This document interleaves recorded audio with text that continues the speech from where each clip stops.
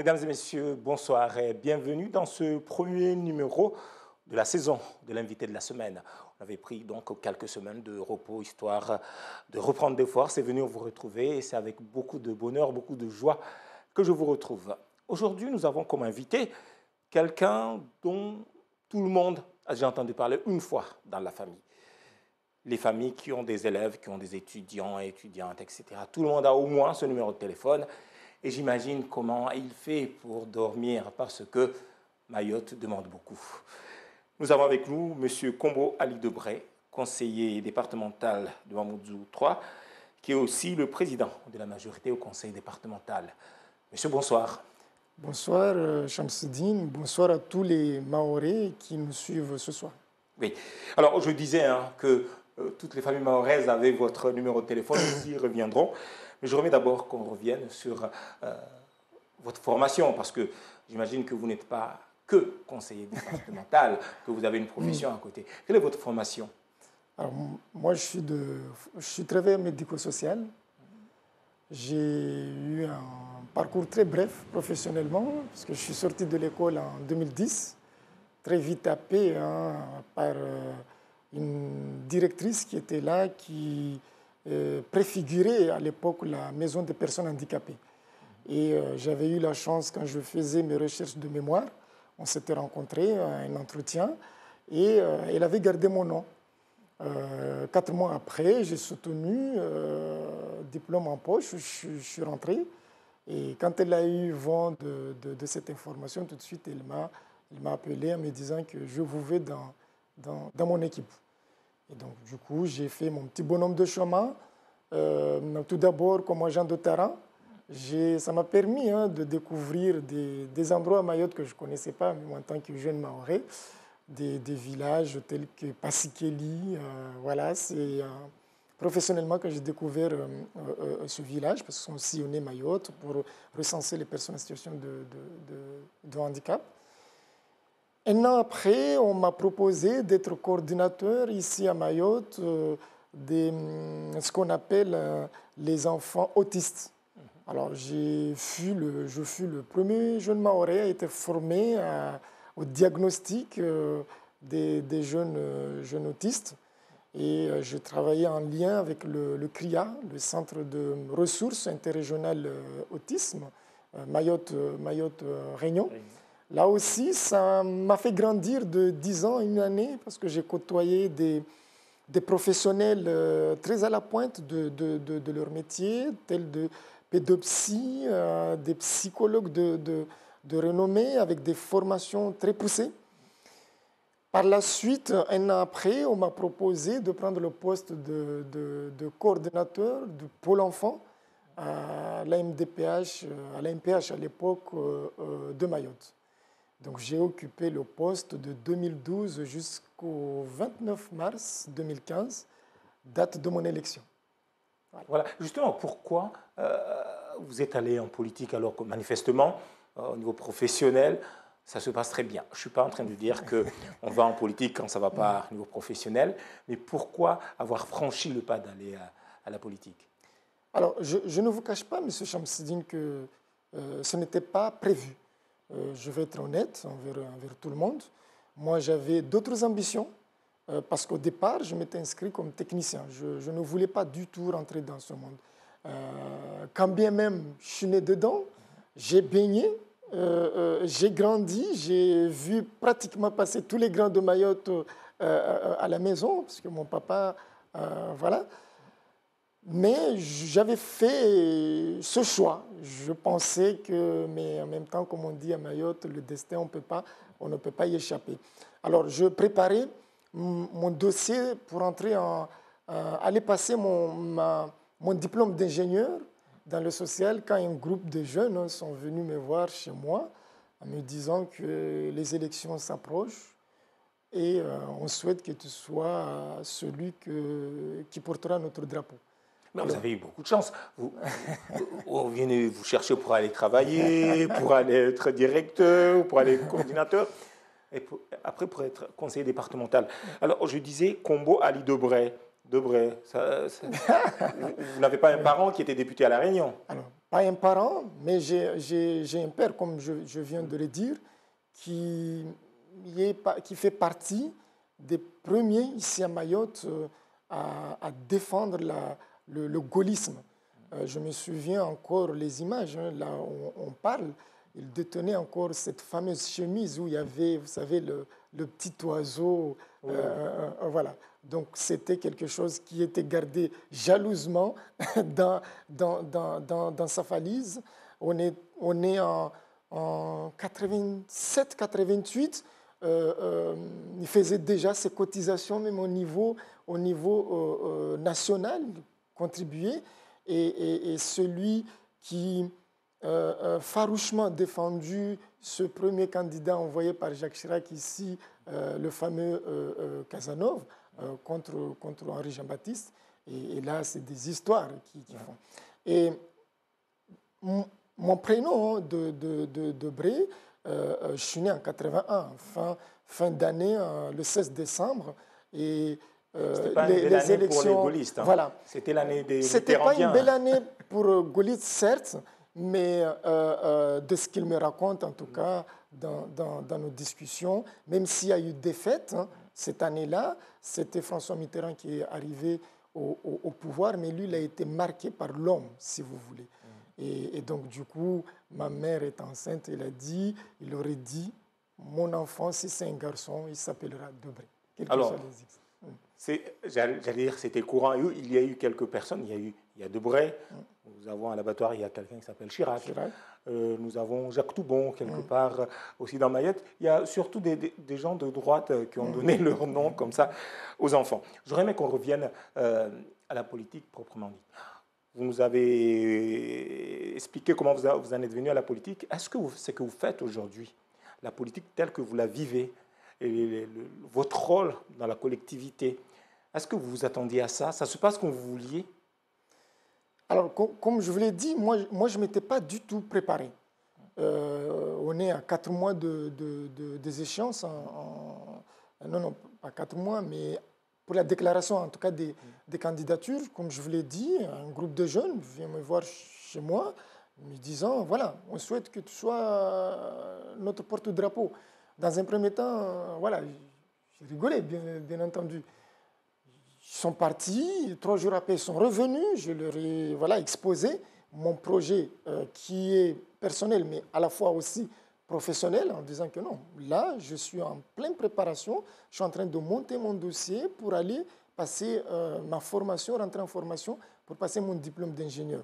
Donc, du coup, et puis je leur ai dit, moi, je ne m'inscris pas du tout comme politicien. Bon, ils sont sortis de là, la 3e fois, ils sont revenus avec mon père, bien entendu, côté faiblesse. Je me dis, bon, qui ne tente rien n'a rien, et puis de toute façon, je suis jeune, je veux tenter, c'est une aventure, adviendra que pourra. Mais quand je m'engage dans quelque chose, je me donne toutes les chances. Une fois, j'ai accepté de déclarer ma candidature, bien entendu. J'ai tout fait, j'ai tout mis en œuvre pour en arriver là. Alors, est-ce que ça se passe comme je l'avais prévu? Aujourd'hui, non. C'est une aventure. Pour moi, je le vis passionnément. Je fais les choses parce que, mine de rien, je me dis, en tant que responsable, les préconisations ou les orientations, pardon, c'est l'élu. Alors, une fois que vous avez donné ces orientations, c'est parce que vous avez, je ne dirais pas un idéal, mais un semblant d'être que vous souhaitez mettre en place. Et c'est ce que j'essaye de faire. J'ai cette chance. Moi aussi, je suis un enfant de la DASU, qui est de la DPSU aujourd'hui, dont je suis le président de la commission. On a tous connu ces difficultés. Et donc, je me dis, je souhaite qu'à mon départ, adviendra que pourra en 2021, M. Chamsidine, mais au moins, changer, essayer d'apporter une amélioration. Ce n'est pas changer tellement le système.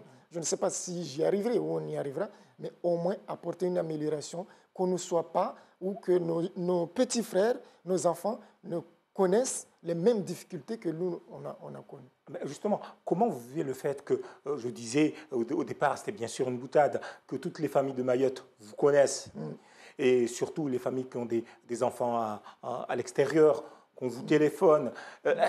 Vous dites, je me suis trompé, il ne fallait pas que je vienne là, il y a trop de pression.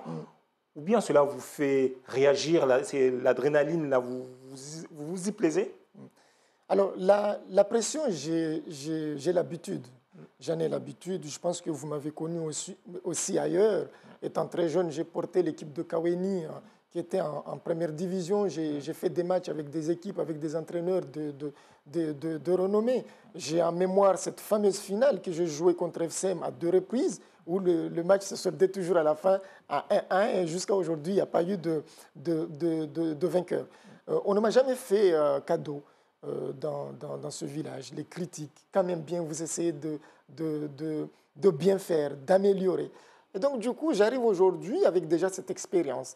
Et puis, dans mon petit parcours professionnel, j'ai eu à gérer des commissions à la MPH. Donc, j'avais en charge, comme je vous ai dit, le pôle enfants.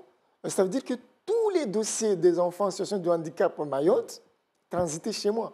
J'en avais la responsabilité.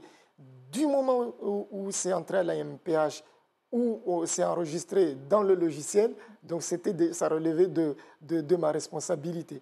L'évaluation jusqu'à l'amener en commission, le présenter, et que la commission prenne la décision après, préparée pour envoyer à tous les partenaires.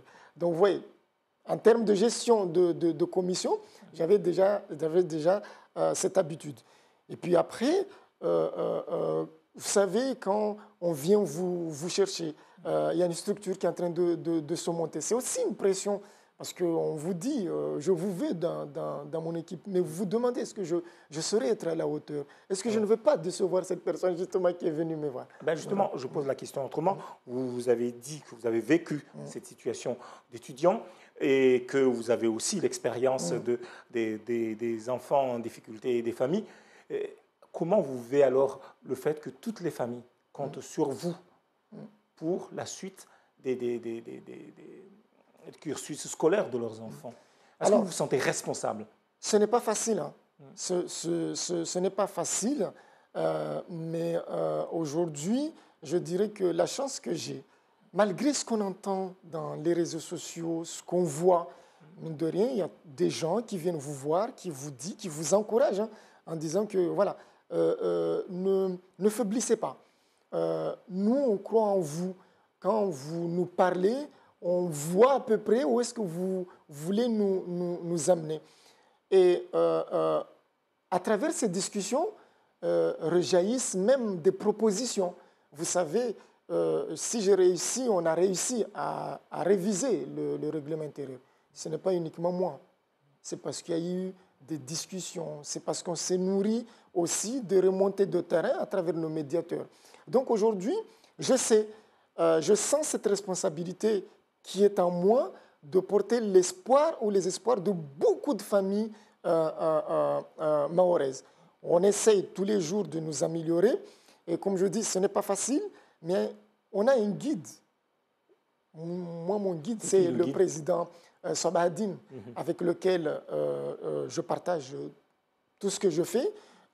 Il me donne aussi ses orientations, le cap de lui aussi, ce qu'il envisage, ce qu'il aimerait que ça devienne cette COBA. Et donc ce soutien du président et ces échanges avec les familles, comme je dis, malgré ce qu'on entend dans les réseaux sociaux, et malgré ce qu'on voit, au moins ça apporte un petit peu de gaieté de cœur dans cette discussion. Alors l'objectif c'est quoi? Vous avez dit, on a compris que vous êtes quelqu'un, un homme de conviction, que vous tracez votre chemin, on vous aide, ou bien vous n'êtes pas blindé par rapport à ce que vous entendez, mais vous avez appris à faire avec. Alors quel est votre objectif? Quand est-ce que vous direz que vous avez réussi votre mission en tant que conseiller départemental, chargé justement de cette direction-là?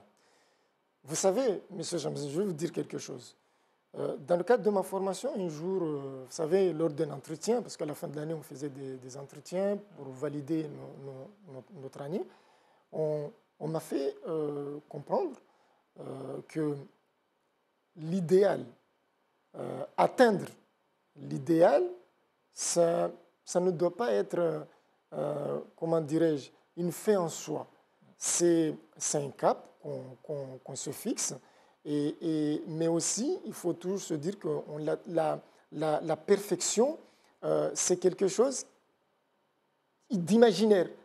Ce n'est pas quelque chose de concret. Mais par contre, ça nous permet justement de placer la barre très très haute et on n'atteindra jamais la perfection, mais par contre, on atteindra le plus haut sommet du monde, si vous voyez ce que je veux dire. Alors, qu'est-ce qui ferait que je dirais que j'ai réussi ma mission?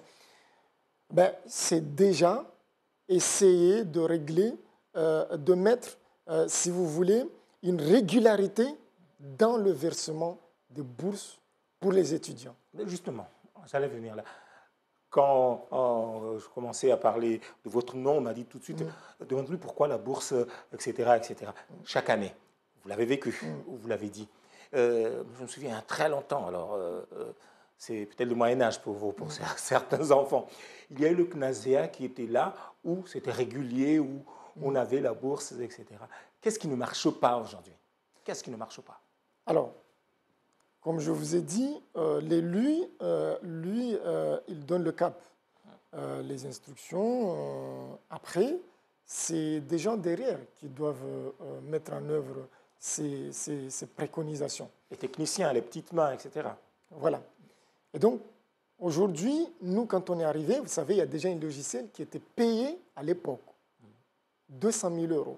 Oui, je me souviens de ce logiciel. Je crois que je l'avais noté ici. C'était en 2015, oui. Voilà. Mais qui dormait au département. Alors je dis, mais ce n'est pas possible.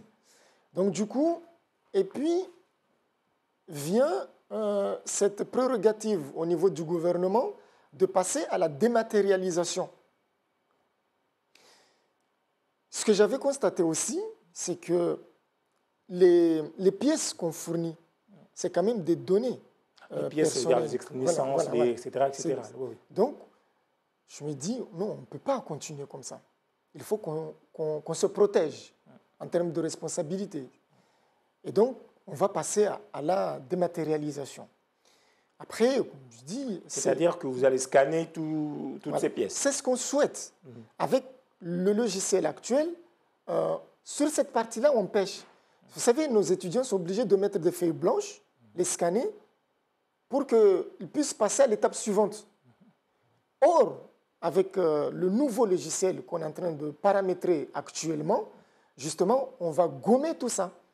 Donc, ça veut dire qu'un étudiant, quand il fait sa saisie, il pourra, dès lors, introduire, scanner et introduire les pièces à fournir.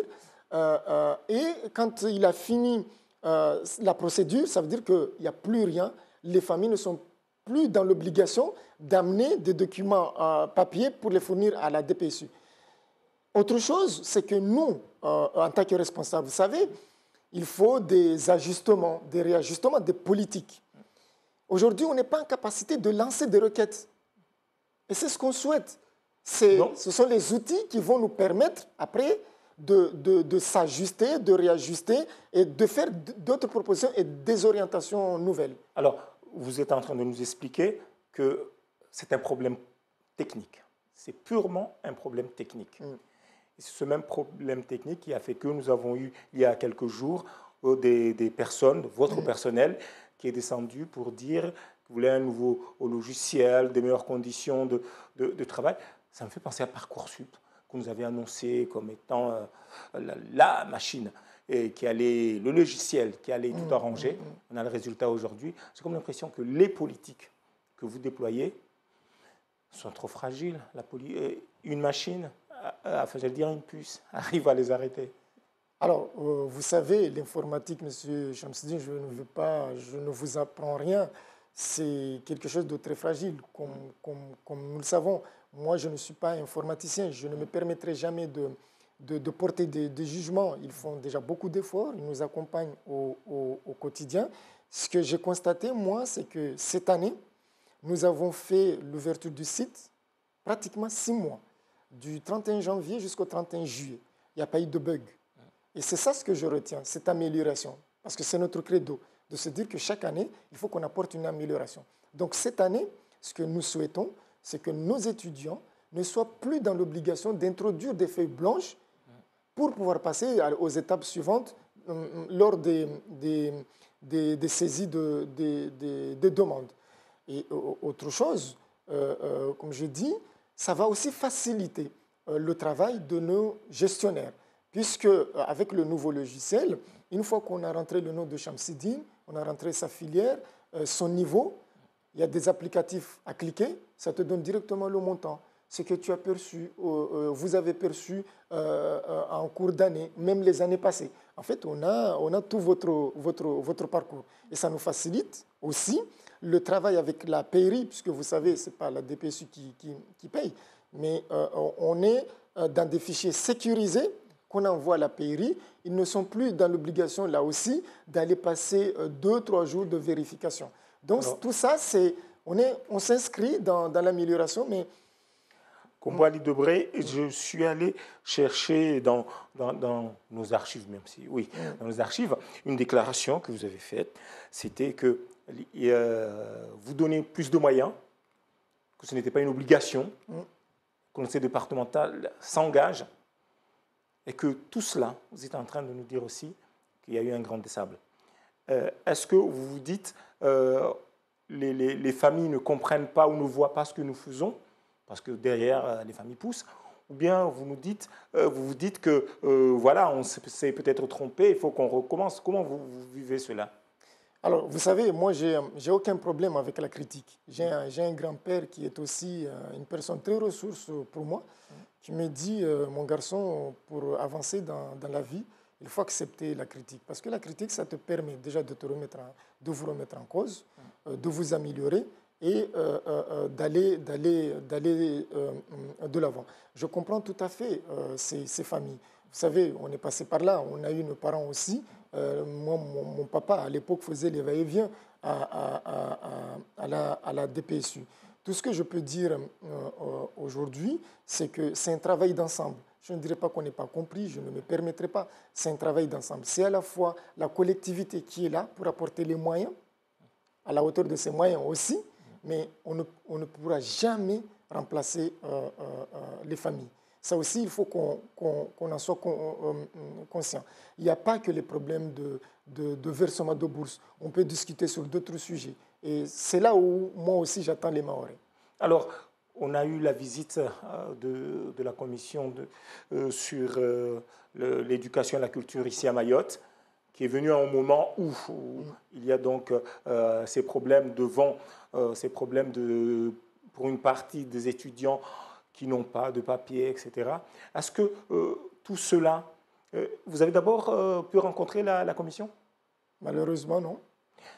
Deuxième question, est-ce que vous suivez ce qui se passe devant la préfecture? Alors, comme tous les Mahorais, on suit l'actualité. Mais en même temps, vous savez, on nous a dit ici et là que c'est un problème de diplomatie. Alors, on laisse la diplomatie régler. Mais il y a des élèves qui défilent, qui disent on voudrait des papiers. Il y a des personnes qui disent c'est de la diplomatie, il faut régler d'abord le problème diplomatique, etc. Vous dites c'est la diplomatie, la collectivité départementale, ou le département n'a pas à mettre... Vous savez, moi je dis tout simplement, de ceux qui disent il faut être cohérent dans ce qu'on fait, dans ce qu'on dit.